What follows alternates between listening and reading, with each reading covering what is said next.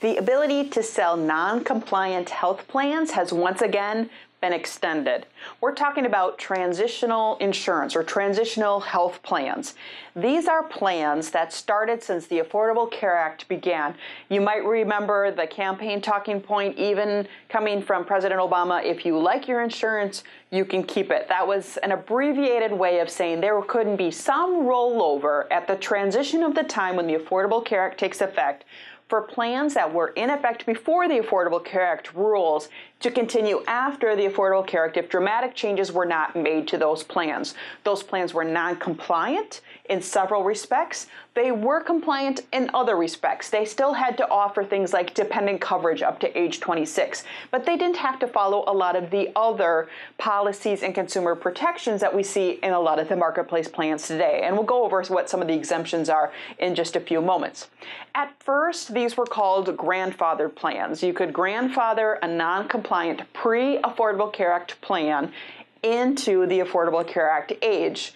If the rates started to change on those plans, they then became called grandmothered plans if everything else largely stayed the same except for some of the rate detail. So what we're looking at is generally a term of grandmothering or transitional health plans that are continued on to the future.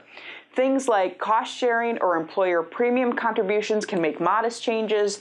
Things that can't be changed in a major way would be a major change to cost sharing, premium contributions, or specifically benefit outlines. And that's what usually changes the most and takes something out of being a grandmother or a transitional status. Big changes to the plan would make the plan subject very quickly to the restrictions of the Affordable Care Act. Now, grandmothered plans have been renewed each year. It's something that the Centers for Medicare and Medicaid Services has to make a formal decision on.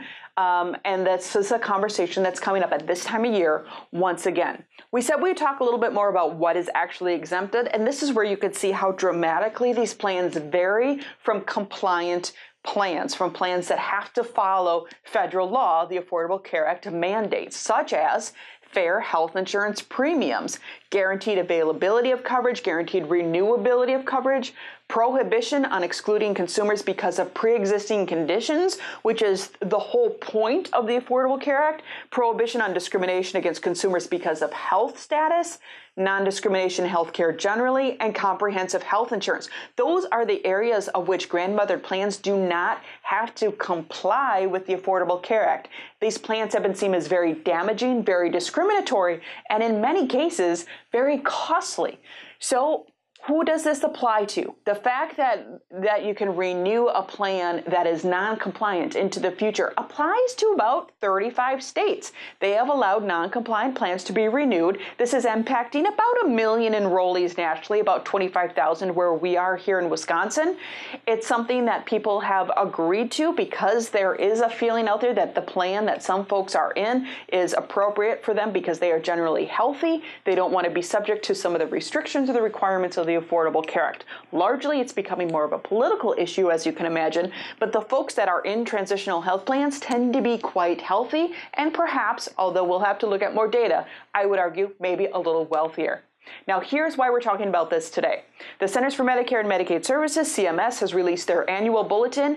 This one says transitional plans will be allowed through December 31st, 2019. They are once again extending the deadline for how long transitional health plans can last. That can has been kicked down the road several times. Most years, CMS comes out with a bulletin renewing for another year. And in this case, we see that the plans aren't extended through the end of 2018. They are extended through the end of 2019. So transitional health plans will be allowed federally until the end of 2019. It is now up to the states to decide, those 35 states, if they want to follow suit. And Wisconsin has issued a bulletin. The Commissioner of Insurance here in Wisconsin said they expect to follow suit. They had a public comment period that just closed. They are seeking an extension through December 31st, 2019. And from all the sources that we can see, it looks like that will be granted.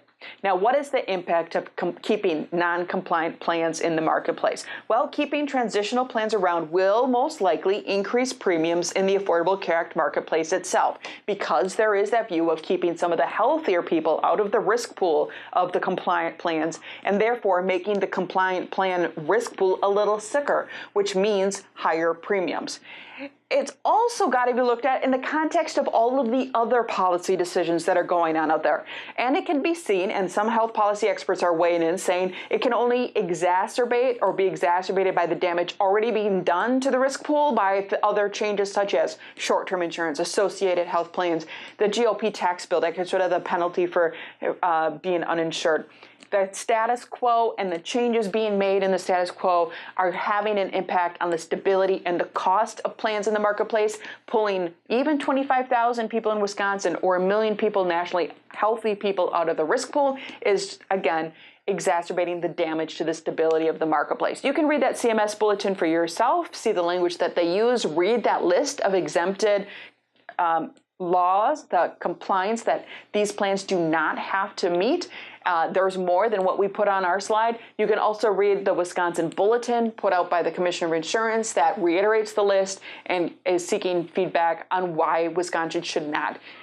We should join and take CMS up on the offer of continuing these non-compliant plans.